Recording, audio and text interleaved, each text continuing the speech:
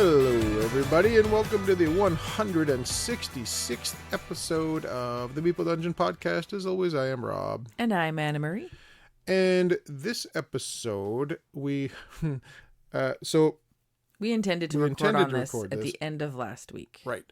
But last week kind of ramped up pretty hard for us because it was going into this past weekend.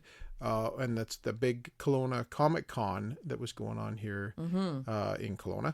And our friend Norm from Wood Geek Studios and Cardboard Conjecture was coming out here, and we were helping him with his booth and setup and stuff. And then we're hanging out at Comic Con for 2 straight days.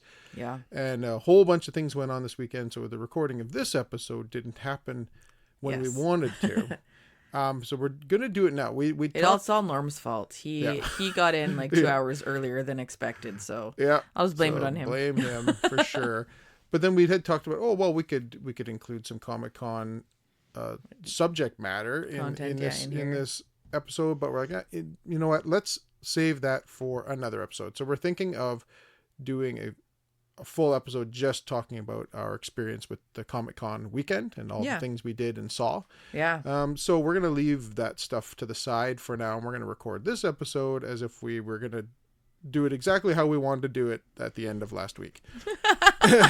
So we can just pretend that we're back in last week. Yeah. Right, we're going to travel back in time. Yeah. So we're going to do... we're going to do it just straight up as usual. We have some new to the collection we want to talk about. We have a crowdfunding campaign we want to take a look at, and we have a review at the end. Yes. So let's get into the new to the collection. What do you have over there? I have Moon Colony Bloodbath, designed by Donald X. Vaccarino, art by Franz Vollwinkle, and published by Rio Grande Games. Yeah. The game apparently is a blast. I have wanted this game since I heard about it because it just sounds hilarious. I'm just going to read a little bit because it's, cities on the moon. This will be humanity's crowning achievement. At last, no longer bound to the Earth. The moon, a stepping stone to the stars. The rockets are loaded with supplies and colonists. The robots are programmed and ready. Everything has been planned down to the tiniest detail, and there is no chance whatsoever of failure. To the moon! So, when they always say, like, there's no chance of failure, your first indication, Moon Colony Bloodbath is an engine-losing tableau game with a shared deck the players build that make things happen. Many of them bad things that kill people in your moon colony, but some positive, and some that let you build up. So... it's just one of these, I think, tragic games where everything that could go bad, go wrong, does go wrong. Yeah, kind of like, what's that game you love with the exploding ships? Galactic Cruise? No. Well, it's exploding ships. No, they don't explode in that game. The people don't die. Well, the people don't die, but, parts are flying off everywhere. Are they? Parts are flying off ships in Galactic Cruise? Oh, sorry, did I say Galactic Cruise? Yes. No. Yes. That's not what I meant to say. It's not what I meant to say. I meant to say Galaxy Trucker. Yeah. So let the record show that Anna Marie said Galactic Cruise. But I was thinking of Galaxy Trucker. Is that what you were thinking? That's what I was thinking of. Yes. Galaxy Trucker, yes. Yeah, we're thinking of the same thing. Yes, with all the bits and pieces blowing off and it's chaos. That's Galactic just my brain. Cruise. No, that'd Galactic be hilarious Cruise in that game where you load up your ship full of tourists and stuff, and you have a chance of it exploding in space. Geez. Oh my goodness!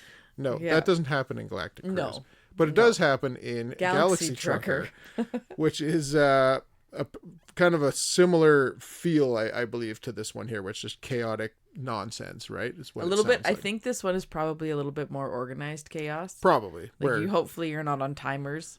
Yeah, that other one is stressful. Just absolute chaos. Yeah. But this one seems like the theme is chaotic in this one. Yeah. It's like, oh no! This one's supposed to happen! Oh no, what's happening there? Exactly. I don't know anything about it other than that. Me too. Yeah. So I think it's gonna be fun. Yeah, there it is. So Moon Colony Bloodbath. Cool. I have one over here that was a pre-order we did, and it took forever for it to get here because it went through some it had to get recalled and stuff happened and weird things happened with this game. This game is Ace of Spades from Devir, designed by Benja Morin and art by David Rubin. This one is a funny looking game. I'll read you on the back here. Your path of vengeance has led you to Sweet Haven, Arizona. You found out the necromancer who destroyed your life has taken the town's graveyard as his home base, and you are ready to do anything in order to wipe him from the face of the earth. You are going to face off against Lord Overkill, a supernatural being, but your prowess as a gambler goes beyond a bit of sleight of hand. Channel your magic through the cards you play as the poker table and take out Lord Overkill's lackeys one by one, each victory bringing you deeper into hell itself, where you will duel the monster who ruined your life. Ace of Spades is a game for one player, or for two if you prefer to play in cooperative mode, which is what we are going to do, in which you use mechanics of poker to play out dangerous duels against the worst spawn to ever come out of hell. So I went from like... I went on a journey while you were reading that description. Yeah. Because you started it out and it took my mind from... can you read that first little bit again? Your path of vengeance? No, just like the whole thing. Okay. Your path of vengeance has led you to Sweet Haven, Arizona. That was it. It's funny because to me, I was like, you've got a necromancer in Arizona. Yep. Because normally... That's the whole thing. But necromancer, you think like... Lord of the Rings, or you think like fantasy, you think like, you know, that you don't think Arizona, not the old West Arizona, right? That seems so out of place, which I think works, right? Like exactly funny. That's what's cool about the theme is it's a cowboy versus necromancer, right? So and hilarious. He's playing poker to beat him. To beat him. So I have no idea what to expect from this. But we're going to give it a go. It looks hilarious. I love the artwork. I love the theme, so it should be fun. Well, it's funny. We have two like kind of gong show games. Yeah. So we'll see. Those both look pretty fun. Yeah. They should be kind of silly and ridiculous. So it should be cool. We'll be playing these ones over the summer. So you'll be hearing about these in the next couple months probably. That being said, we do have something we want to look at in crowdfunding. Want to head over there? I do. All right, let's go.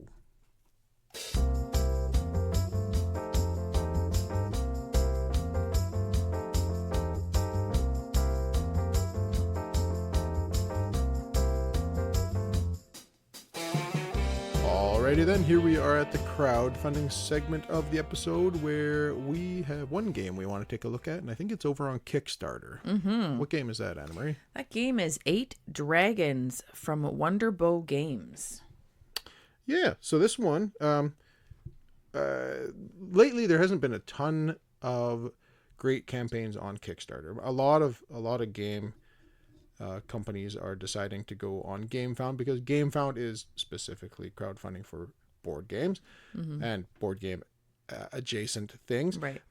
So like Kickstarter, it's been rare for us over the last while to find something that we really wanted to talk about on there because the games have just migrated away from there for the most part. And to be honest, for me anyways, my GameFound is my first one that I will go check. Absolutely. And then it's like, I found something interesting here. Yeah. And so I don't always go look at Kickstarter for me anyways. So but I decided to take a peek at Kickstarter and it even took me a little bit to find this one.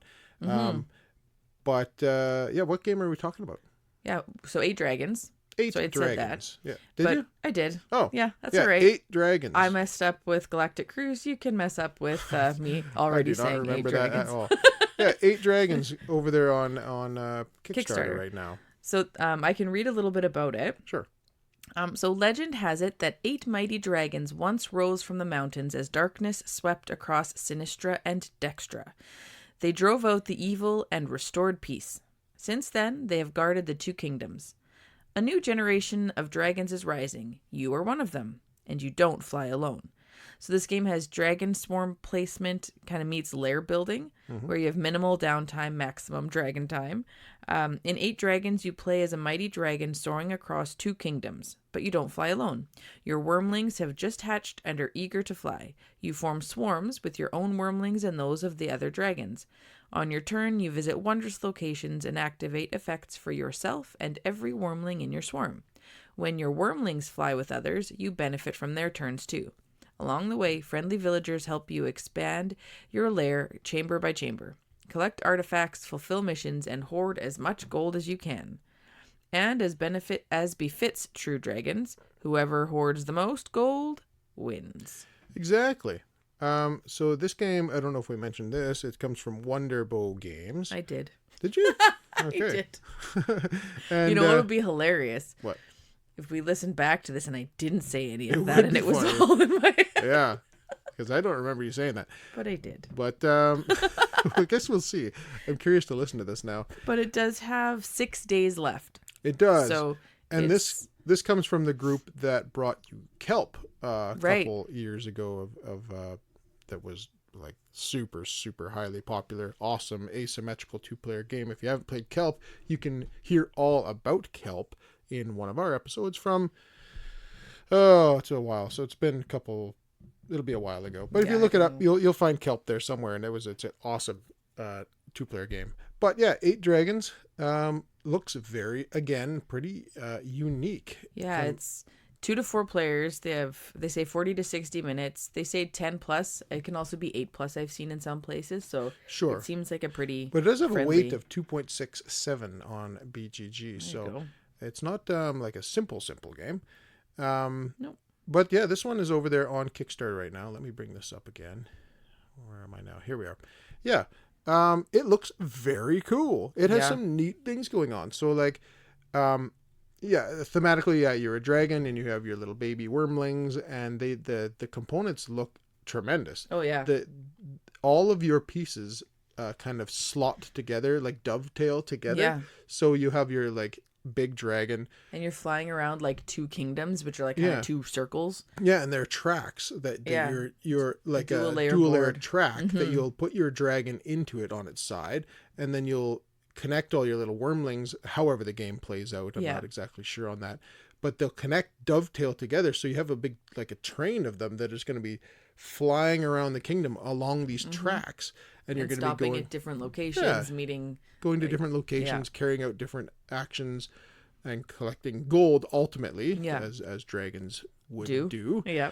And it's like a big 8, like a big figure 8 that your dragons are going to be able to fly around kind of smoothly throughout the kingdom. It looks really cool when you see them moving the pieces around.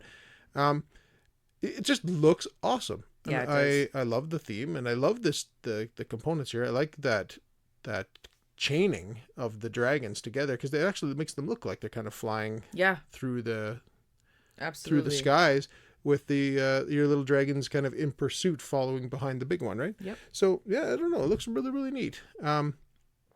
It looks I think it's probably typical outside of the cool mechanics of moving your dragons around, just going to different locations and carrying out the different actions. And I think there was like missions, things like that for you to carry out, where you just completing missions to probably get more gold. Yeah, and ultimately getting gold from all these different things, and at the end of the game, sounds like whoever has the most gold is going to win. But yeah, it's just the cool mechanics that really caught my eye with this one. So that's why I think we're gonna let's take a look at the pledge levels. The actual pledge levels here.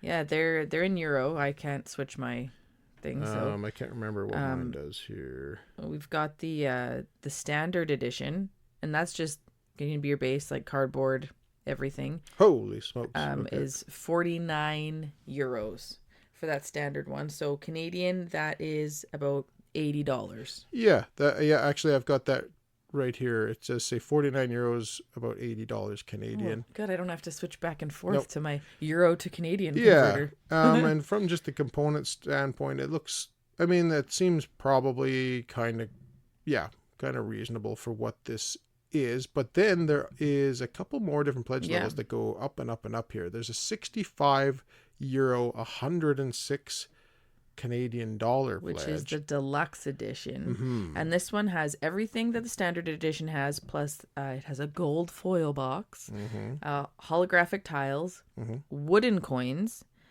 It has a dual-sided screen-printed first player dragon, and a custom insert to keep everything organized. Yeah, so some pretty nice components there, some pretty high-end stuff, but $106 seems getting high there for sure. Then we go on to the next one, €75, $122 Canadian is the this one says deluxe. It's a deluxe bundle. So this one has edition. everything from the deluxe edition, plus it has the Wondrous Places mini expansion. Right. So that's added in for another €10. Right. And then... But then there's one final boss of yes. pledge levels here at €125, $203 Canadian. The metal deluxe bundle. So it is the content from the deluxe bundle. So everything, plus the expansion, plus metal coins. So you're going to get metal coins instead of the wooden coins, and metal dragons instead of the wooden dragons. Which is going to be pretty sweet. You know what's funny? Yes, it would be sweet, especially because like it's coins and it's heavy and it's dragons. I thought the idea of the wooden coins was really cool. I think I like the look of the wooden coins myself. So yeah, I can't spend $209. There's a 0% chance that we're spending $200 on this little dragon game. Yeah. I probably don't even need to spend 105 or 6, but I don't think those so. wooden coins call my name. For sure. But I think the sweet spot here is probably just your standard edition. I don't think you need to look $80. Anything crazy beyond that. But to each your own. If you want to absolutely go nuts with this one, go for it. But I think we're going to probably sit somewhere down there on that well, they do have standard edition. They do have also you could just get, like, as an add-on, you can get wooden coins and things like that, but and the expansion, but so I don't know, I think it looks pretty cool. And this one runs for what, another week, I think? 6 days left, I believe. 6 days left as of this recording, and we're recording on the 30th. Yeah. Is it the 30th today? 30th today. It's Canada Day tomorrow. That's right, Canada Day tomorrow. Woo-hoo. Yeah, and we're off on vacation all week, which is so good. Yes, it is so good. Yeah, we played a whack of games over the last week, or this last weekend, I should say. Yeah. So you're going to hear about all the games we played too in the next episode. Yeah. But yeah, there you go. 8 Dragons from Wonderbow Games on Kickstarter for 6 more days. Yes. If that sounds interesting to you, go check it out and maybe give them a backing. Yeah. But yeah, we do have a review to do. You want to head over there? Yes, I do. All right, let's go.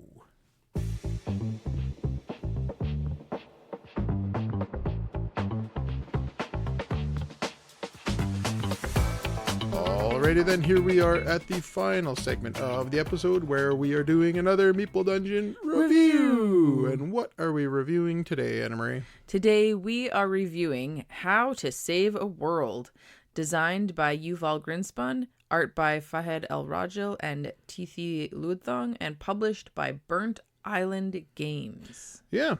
How to Save a World. This one we kind of blindly pre-ordered quite a while ago. And it has arrived and we've played it. And this one is, literally pre-ordered this one specifically just on theme alone. Yeah. And Burnt Island Games. To be honest, it was kind of like, oh, great publisher and a wicked theme. Yep. I'm in. So, do you want to tell them what's going on? I do. All right. So, How to Save a World, a competitive game of averting calamity. The asteroid approaches. The planet Ilaria, many light years from Earth. The only planet ever discovered with advanced life forms, and it is home to an astonishing variety of species. Scientists have converged from all across the galaxy, terraforming the nearby moon of Fortuna into a shared base to study the planet's wildlife. But now, danger looms on the long-range sensors, an asteroid dubbed Leviathan hurtles towards Alaria, dooming it to certain destruction. 3 project plans quickly form. First, a powerful laser could shatter the asteroid before it ever reaches the planet. Second, an orbital shield might deflect the asteroid from its course. Should both of these fail, a wildlife evacuation to the artificial habitats of Fortuna is the last resort. All 3 projects have potential, and the scientific asteroid response organizations on Fortuna disagree on the best path forward. You lead one of those organizations, working relentlessly to find the balance of effort that will prevent this calamity. Maybe you will be the one to figure out how to save a world. There you go. Yeah. The big old asteroid is coming towards this planet. It's like Armageddon. Yep. In a board game. Except for it's not Earth. It is not populated with people. There's no Bruce Willis. No, there's no Bruce Willis. No. And Michael Clark Duncan and Ben Affleck and what's his name in there? Tyler. The goofy guy. Wow. Steve Buscemi was in it. Steve Buscemi. Owen Wilson. Owen Wilson. Yeah. Oh my gosh, I want to watch the movie. It's so good. So good. What is it? Get off the nuclear warhead. Yeah, he's riding it like a cowboy. That's right. Yeah, good movie. If you guys haven't seen it, that's a rockin' 90s movie. Yeah, it's so good. Anyways, I digress. But so this is a world that people have discovered and they're trying to save it. So this isn't humanity about to be killed. This is us trying to help out another planet Alaria. So we're base camped on that moon beside it, and we're trying to figure out how to save this planet. So the way this one works, there's a main board, and on that main board in the bottom left corner is Alaria, and to its right is the path in which the asteroid is taking, and you can see it. It's kind of like little bubbles that the asteroid is going to go boop, boop, boop, boop, boop through these bubbles and show you the path that it's going to take, and basically how many rounds or not rounds, but how many movements of the asteroid it will take for it to impact the that will be different every game you play. For sure, because sometimes it'll be slow, sometimes it'll be fast. Yes. And then the moon is in the top right corner of the board where we're kind of base camped out of. And the moon has some actions of its own. Alaria has some actions of its own. And then there's some 3 tracks at the top left where it's going to keep track of how much you are helping progress the 3 different possible ways to save the planet: the laser, the shield, and the evacuation situation. Kind of makes sense. Like the moon, you're doing like the research stuff, and then on Alaria, you're doing like gathering resources. Yeah. Right. So it's thematic that way. Yeah. So you also have your own. Yeah. So on that board, I'll go over those things in a minute. But you have some actions that you're able to do down on the planet, and some that you're able to do on the moon. Then you're going to have your own player board, which is going to keep track of all your resources. There's 5 of them. There's like energy, knowledge, minerals, organics, and ingenuity, which is a wild resource.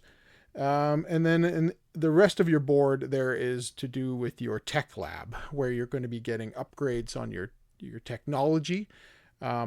And that should help you along the way. There's kind of 3 sections to that, kind of like a basic, middle, and a high end, kind of different techs you can do over there. And then below that, you have areas for your tags. Yeah. So like they're planet tags, science tags, and moon tags. Yeah. Then these tags will come into play. You'll be able to spend tags in order to multiply, like get actions. Better, make your actions better. Yeah. And then there's another little board that is kind of keeping track of.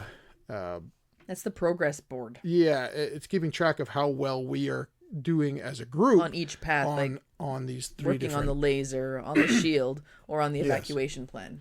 Yeah, and that's a little sideboard that sits down below the board, when it's going to be a bunch of cubes are going to accumulate on that, and then that's going to have to that's going to tell a lot of things as to how the end of the game is going to go. Right. So you're going to start each player with 3 landers. They're like little spaceships that you're going to have. You're going to have 2 of them on the Earth and 1 of them on the moon to begin the game. That's what's going to allow you to go between Alaria and the moon. And they are going to be your workers for taking your kind of worker actions on your turn. So on your turn, And there's also a scoring track that goes around the outside of the board as well, I should mention. You start the game with 3 cards. Yeah, so there's we have 3 different types of cards. Yes, we have action cards, which are yellow, boost cards, which are blue, and endgame scoring species cards, yeah, which are green. And those are endgame scoring. The yellow action cards are your main actions, like you can actually play these cards to do a thing on your turn. The blue ones, the boost cards, are literally boosting your actions, so you can play them with yellow cards or other things that you're doing. And the green cards are those endgame scoring situations. Most of the cards will have those little tags on them, so you can use them to, instead of using them as an action or a boost, you can use them, spend them as tags. Yep, exactly. But you're also I know you're probably going to get to this, but when I say spend your cards, you do get them back at the end of every round. So like you're using them and then you get them back. Yeah, so and it's they how don't you go want away. to use them. You're never losing any of these cards, and you get them back. So the way it's going to work on your turn is you are going to do actions back and forth until you pass. So I'm going to do an action, she'll do an action, and back and forth until both of us have passed, and that will end the current round. Right. So what can you do? Down on the Earth, where you start off with your Alaria, the planet, where you have your 2 starting landers are down there. There's going to be a few actions you can do there. One of which is planning for the evacuation. So that makes sense, because you're trying, one of your 3 main possibilities here is to evacuate the planet. Right. It's kind of like your last resort, yeah, but it's definitely something that you want to have to plan for. Absolutely. There's a couple action spots to do that, and it's simple. You go to one of those spots with your lander, and you're able to increase your progress on the main track, on the main board in the evacuation track, and you're going to put your little disc up a spot, and it's going to have a cost associated with it. So for all the landers, for all the evacuation actions, you're going to have to spend the organics, the green resource that you have. So the first 1, 2, 3 spots will cost you 1, and as you go up this track, it's going to get more and more expensive with those resources. You have to spend 2 for the next set of 3, and then 3 for the next set of 3, and then it amps up super steep. 4, 5, 6, and 7 resources if you get to the very, very tip top of that. So every time you move up, you have to pay those resources. Yeah. So and the 3 tracks and the 3 actions work exactly the same. So when you're on Alaria, you can do the evacuation planning, and when you're on the moon, you can do the laser planning or the shield planning, and they work in the exact same way. Yes. You just spend different resources. For the laser, you'd have to spend the batteries, the energy. And then for the shields, you have to spend the minerals. Exactly, when you're doing those actions. And when you do climb those different tracks, you are going to get points that are going to, like, your actual victory points. When you're going, the further up that you go, the more points you're going to get. So the points actually go to the first player who reaches the point level. Those are like bonus points. Yeah. And then they have two little arrows on different parts of the track, and when you get to that spot, then you remove one of the bonuses, because you get there are 3 different bonuses for each track, and so every time you move your token up, you get to take that bonus, and then once you hit one of the arrows, you remove a bonus, that one's out of the game, and then now every time you move up the track, you get the next bonus. And those bonuses are 3 little tiles that sit at the end of the track, and they're labeled from 1 to 3. So for the first leg of that track, there's a certain bonus, and then once she says, like, you go past that arrow, you take away that one and expose the one underneath it, and you're going to get a more powerful bonus in the second leg, and then an even more powerful bonus in the third leg of each one of those if you get that far. And in each of those sections, like if you're on Alaria and you're going to advance up the evacuation track, there are 2 different options for you to go to. So you can just go put your lander on the one where you only get to do one of them. You get to move it up 1. But then there's another option where, depending on how many Earth tags you spend, so you could spend your cards. Well, yeah, but I think they actually call them Earth tags. Really? I think they do. I think that was maybe a... Oh, weird. Nope. Both wrong. They call them planet tags. That makes sense. They looks like a planet. So you spend planet tags, and then you could do that action multiple times. So if I spent 3 planet tags, I could move my my token up 3 times. I would just need to be able to pay the resources for as many times as I move it up. And so when you go to do the laser or the shield, I believe those you have to use moon tags because you're doing those on the moon. Whereas Alaria, you're doing it on the planet for the evacuation. So those are different options for you to move up those tracks faster. So if through the game, that's where you're gonna start collecting these tags through cards and bonuses. And if you go to that, if you're choosing to pump up one of these 3 tracks, you can then decide if you'd like to do it once and pay no tags, or go to the spot and do it as many times as you have tags to spend. The thing about these action spots on these different areas is that they're grouped into like locations. And so, for instance, for doing the evacuation action on Alaria, only one person is able to go into that area and do this action. That is true for a 2-player game. Yes. Because we've been playing just 2-player. So if you're playing more than 2-player, you can go in multiple people. But with a 2-player game, only one of us, the first person to go there, so we both takes can't basically both spaces. We both can't go and do the evacuation action.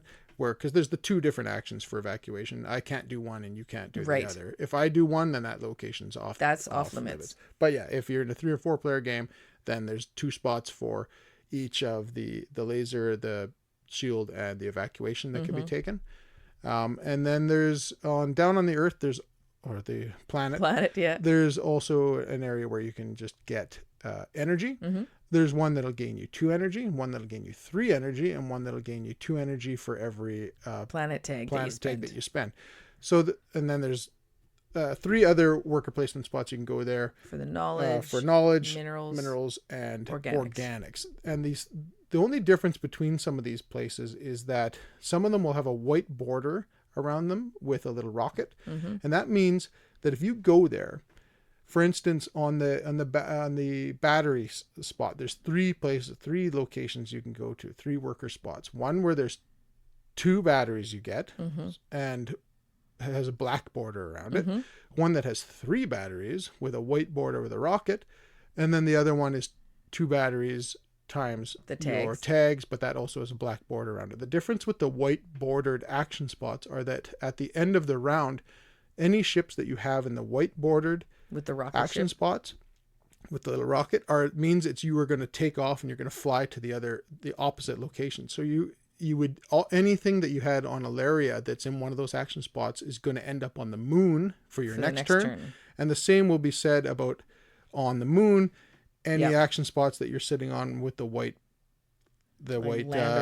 rocket border is going to end up down on Alaria. And that's how your ships move from planet to moon, moon. There's also an action you can take to spend energy just to fly a ship across it. If you're like, I don't want to take any of these actions, I'm spending an energy and getting there. That's like a desperate situation, because usually there's an action you can take that will get you something and send you over to the moon for the next round.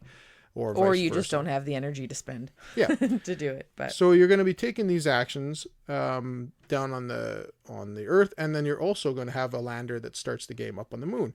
And like I said, there's the laser section and shield section, and then there's also the lab, like the research section there, where that's going to be an action that then you go over to your player board, and you're going to be increasing your technology on your player board. And it's pretty simple. There's kind of 3 layers to it, and the base layer tech is kind of very simple, and then the second layer is kind of like stronger, but it costs more, and then in the third layer there's some very expensive things you can do, but they will and that's where you're going to spend your knowledge points, your knowledge track. Exactly. Your knowledge track will be the resource you spend there. And if you spend X amount on whatever tech that you want to unlock there, and then you just put one of your cubes on top of it, now it's unlocked and usable for you for the rest of the game. There's got to be like 20 or something different things you can do there. You'll see what those are, but they just help you out to make things cheaper or give you more if you do something right? But also on the moon, as you move through the game, there's going to be 4 more locations that are going to come out at random. There's 2 A locations and 2 B locations, and these are going to be additional worker placement spots that are going to get built on the moon as you progress through the game, and they're going to come out as the asteroid at the in between rounds. The asteroid will kind of dictate when they come out, Right. and I'll tell you about that in a minute. But eventually, at the end of the game, you're going to have 4 additional spots for different actions you can do there that are totally random and completely different every game that you play. Yeah. But they'll have to do with research and things like that. Yeah. So there are 2 more kind of action spots on the board that we haven't touched on yet. I'll just touch on them quickly. Sure. So on the moon, there is like the action where you can become the first player. Oh, yeah. So if you want to become the first player, you put your lander there, and then you're going to get to move up an ingenuity. So move up your baselines. We haven't talked about that yet. Yep.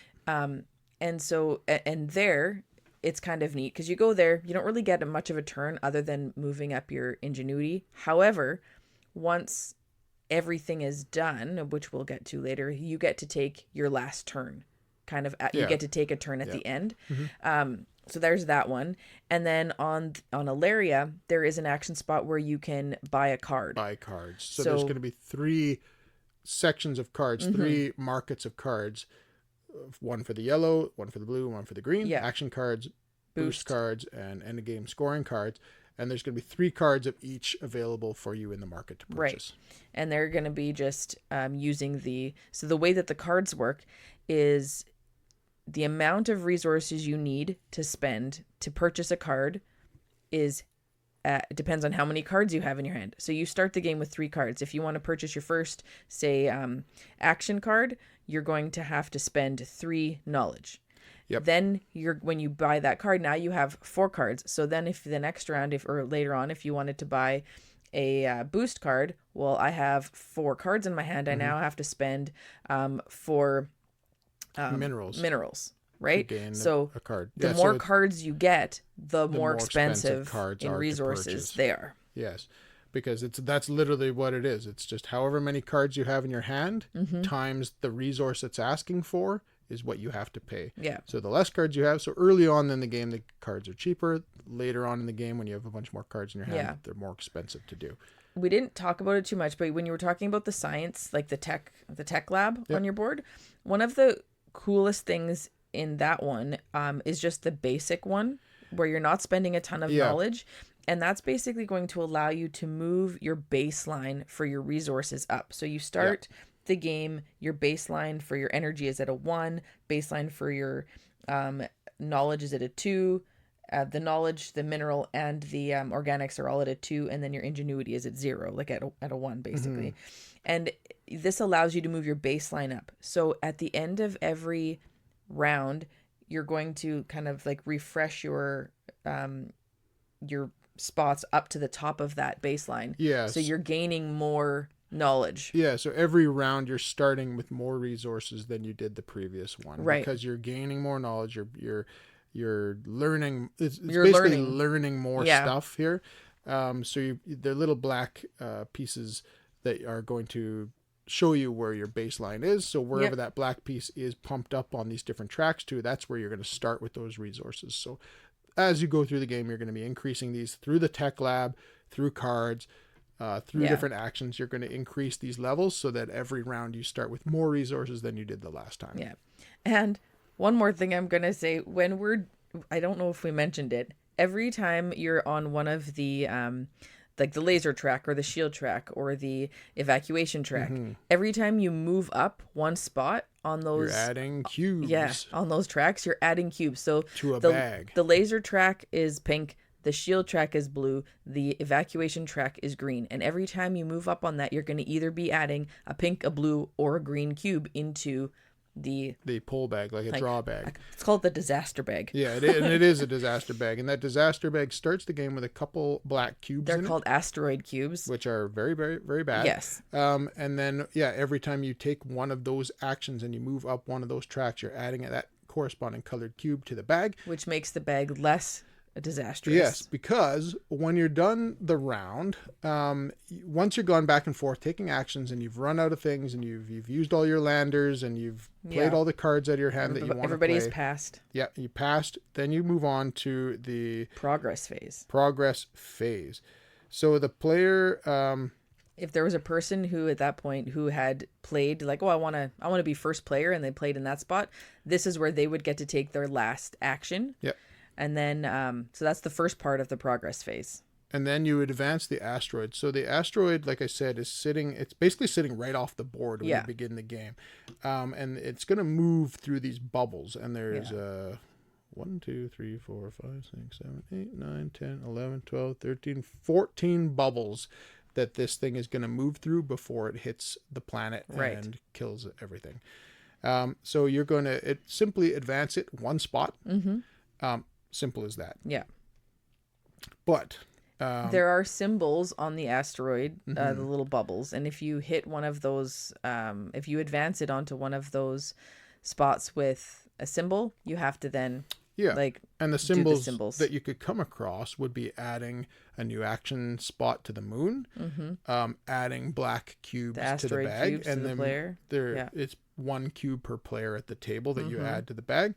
You start the game with 1 per player in the bag, and then you're going to add 1 per player when you come across that. And then there's a little hourglass that's going to eliminate cards from the markets, and then you're going to put out fresh cards.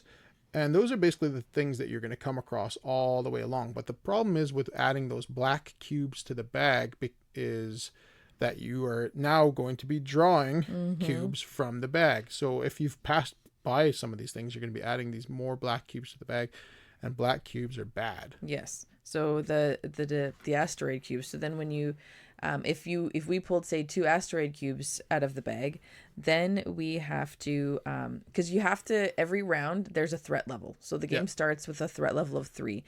So and then it goes all the way up to 8. Yeah. So you have to. So the first round, every round you're increasing that by 1. Yeah. So the first round you're going to be drawing out 3 cubes from the bag.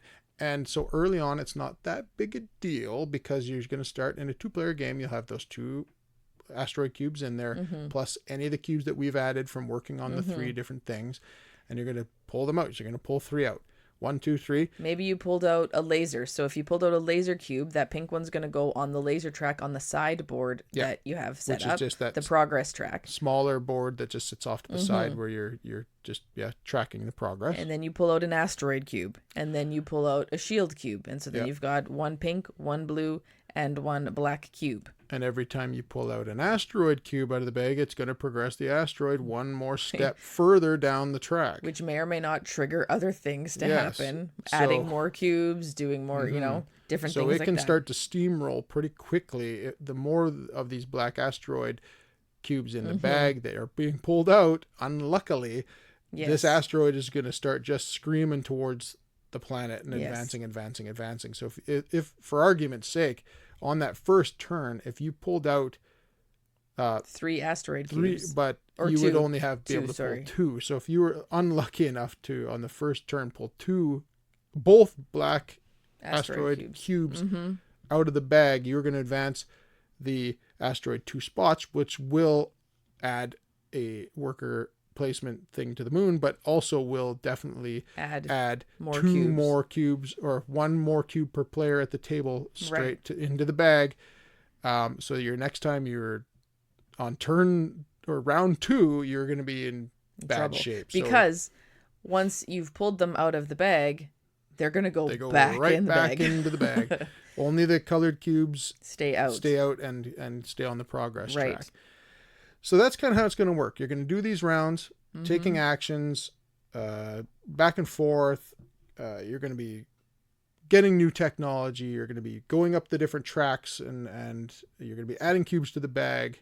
And you're going to then, at the end of the round, advance the asteroid, pull cubes from the bag, hopefully not too many of the bad ones, and keep moving until the asteroid is going to imminently collide with the planet. Before we get the impact point, once you've done that progress phase, then you're just gonna kind of refresh everything.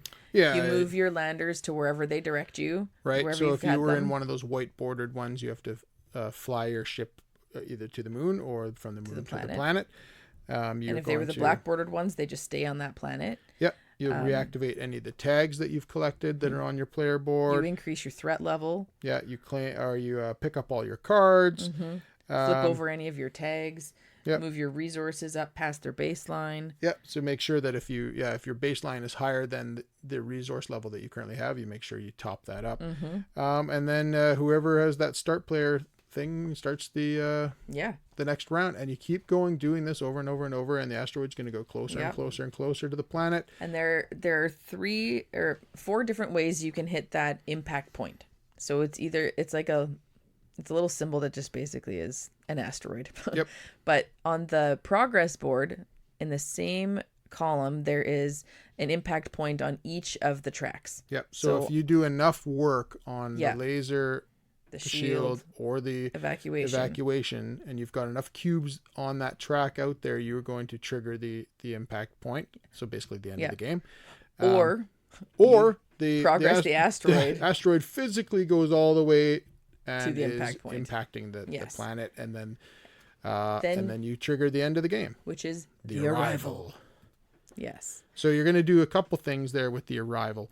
The first thing you're going to do is analyze how well you did with the laser. Yes. So you fire the laser. So you're going to draw how well does it work? 10 cubes from the bag, and you are going to put any and all pink or black cubes onto the laser track, and this is where the black cubes come into play here. Yeah. If you draw any of the blue or the green cubes, they just stay off to the side for now. Yep. And only the pink and black cubes. You draw those 10 cubes out of the bag, and you try to fill out the rest of the laser. Yeah. The laser. What's this called? The laser track. Track, I guess. Yeah. But the progress track. Yeah. Right down to the end where there's a little trophy, and if you're able to do that, and you're able to fill that out with the cubes that you'd had through the game, plus these ones you're pulling out of the bag, the laser will be the most effective. It won. Basically, like it worked. Your laser worked, and that's and that you win. Yeah, that means that the laser worked. You blasted the asteroid, and great. But if you weren't able to fill that, then you have to move down to the shield, and you basically have to do the same thing for the shield. Yep. And see if you can fill up that track with cubes. And if you did that, great, the shield worked. But if that didn't work, you have to move down to the evacuation, and that's your worst case scenario, is that you have to evacuate the planet because you weren't able to shoot the asteroid and blow it up, and you weren't able to make a shield to deflect it, so that planet is going to die. Yes. So you have to evacuate everybody, and then if you get to that point, the evacuation is what do they call it, the pivotal the pivotal project, and then that becomes the main project that is going to score for the most points at the end of the game. And depending on how well each one of us did on those tracks will determine the kind of points you're going to get, because whichever one is deemed to be the pivotal project is going to score for more points than the other two. Yes. So if you were first place on the pivotal project, you're going to get 18 points. If you're second, you're going to get 10. If you were third, you're going to get 5. Yeah. And on the other two, which are not the pivotal projects, you're going to get 8 points if you were first on that track, 6 points if you were in second, and 4 if you were in third. And you're going to add those to your end game. Yeah. Then you look at the green cards, right? Your species cards. Yeah. You look at those and see if any of these end game scorings that you have, and you're going to add up whatever you might have with those, combined with how well you did at the pivotal projects. And that's going to give you your final score. Yeah. Highest score wins. Yeah. Yeah. So there you go. That was How to Save a World. So let's revisit the theme. Does the theme lend well? extremely well Super in this well. one. It's Holy like smokes, this this is whole a thematic game. Yeah, this It's game so is good. oozing theme. Yeah, especially with the big asteroid that they have here that starts off the table and it's physically going whirr, Yeah. and you're just like, oh, it's getting so close. Oh my gosh. And then you're just Yeah. bouncing back and forth trying to do these things. Like, Yeah. okay, I gotta get back down there or I gotta fly back to the moon so I can work on the laser. Yeah, I gotta work on these tracks. Oh yeah, Yeah. The theme is tremendous in this game. Yeah. One of the more thematic games we played in some time, I would think. Yeah. Yeah, theme is off the charts. Really, really, really good.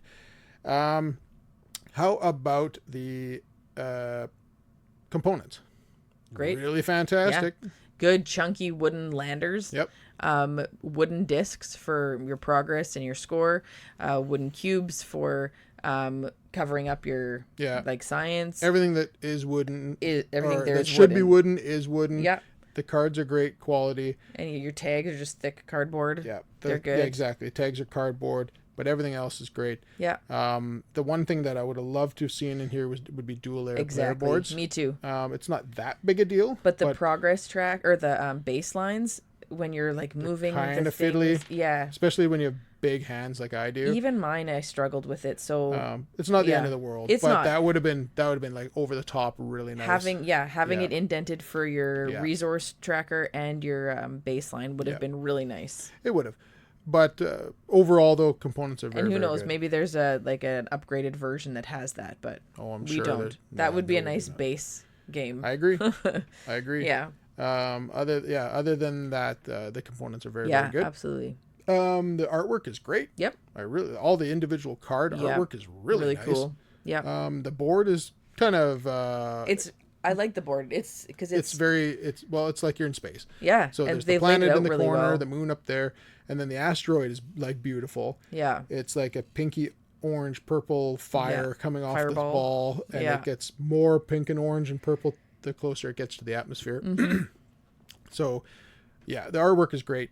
Particularly those cards are very, very nice. Iconography is really easy. Very easy. Simple. Yeah. Which is very awesome. straightforward that way. Yeah.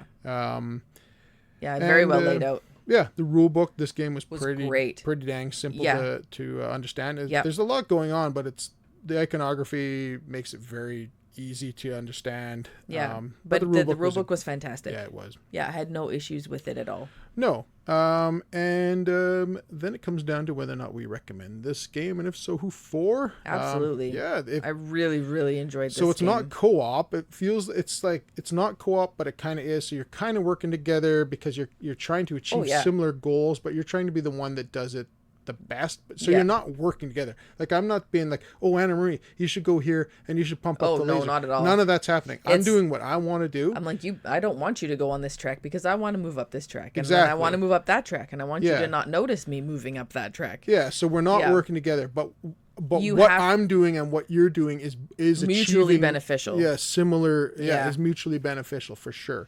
Because if we don't run up those tracks together, then we're going to just get overrun with asteroid cubes. Yeah. And it's going to destroy us faster. The laser won't get built. The shield won't get built. We'll definitely have to do an evacuation. And how well we do with the evacuation, we could do pretty poorly if we aren't doing this well. Right.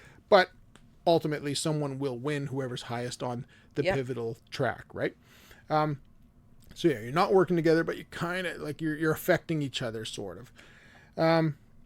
But I really recommend this game. Yeah. It was a lot of fun. Yeah, they say on here 14 plus is like the game, but then on BGG they say like 8 plus, and I would say it's more like 10. Yeah. I would say 10. It's a pretty simple game in the sense of like what you're doing, but it's big the concepts, right? Like, I think it would be a little bit tough for an 8-year-old to understand the concept of that progress track at the bottom and how to do that phase. Yeah, and there's a few tricky things that you have to do properly to make the game work.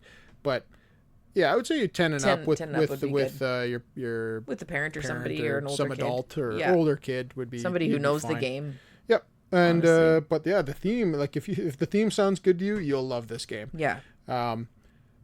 It just is ultra thematic. It's hilariously like, oh my goodness, like I'm I'm stressing out because I want to finish the laser, but it's not coming along as fast as I want. So should I pivot, do the evacuation or whatever, right? So it's really, really good. I really recommend this one for anyone that thinks this theme sounds good, because it's a pretty simple game. Yeah. And it's a good, solid worker placement game.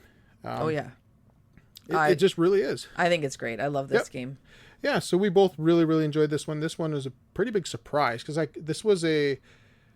didn't know anything. I had no idea. Yeah. I just looked at the artwork, and I was like, with Burnt Island, and I was like, this is probably pretty good game. Space theme hit the nail on the head for you. An asteroid hitting. I didn't know if it was Earth or what. I didn't know if this had to do with dinosaurs. You know, like I didn't know anything, and it was this game is fantastic. I also do like that it was like pretty much like a spin-off of Armageddon, making in it a way, because you weren't drilling, but you were doing other things, right? Like you were creating a laser and but it was just that idea in a different way, and you're not drilling, but you're still fighting to save the planet, right? Which is and at least working for it. Yeah, thematically, it's not like going to be the end of the human race. It's going to be the end of this poor little planet full of creatures. Hopefully you can save that, or like, and you're hoping to save it. Yeah, so I liked it a lot. Me too. I thought this was really great. Yeah, great for family. Yep. Because it's not too cutthroat. You're kind of it's not cutthroat at all, because you're kind of, there's always something you can do. It's like, she's working on the laser, then I might as well work on the shield then. And so there's always something beneficial to do. So it's not that bad that way. You can just kind of find something to do. Maybe it's not what you were hoping to do, but it's everything you do is not beneficial. Bad. Yeah, exactly. So there you go. Yeah. 2 big thumbs up from us here at the Meeple Dungeon on how to save a world from Burnt Island games. And we're going to call that an episode. So you can find us on X at Meeple Dungeon. Same with Blue Sky and Instagram. You can also find us on YouTube. And if you'd like to contact us, it is themeepledungeon@gmail.com. So, we're going to run. And we're hopefully going to do another episode in the next 24 hours talking about all things Kelowna Comic Con. Yeah. So, again, we're going to run, and we'll see you in the next episode. Cheers. Have a great week, everyone. Bye-bye.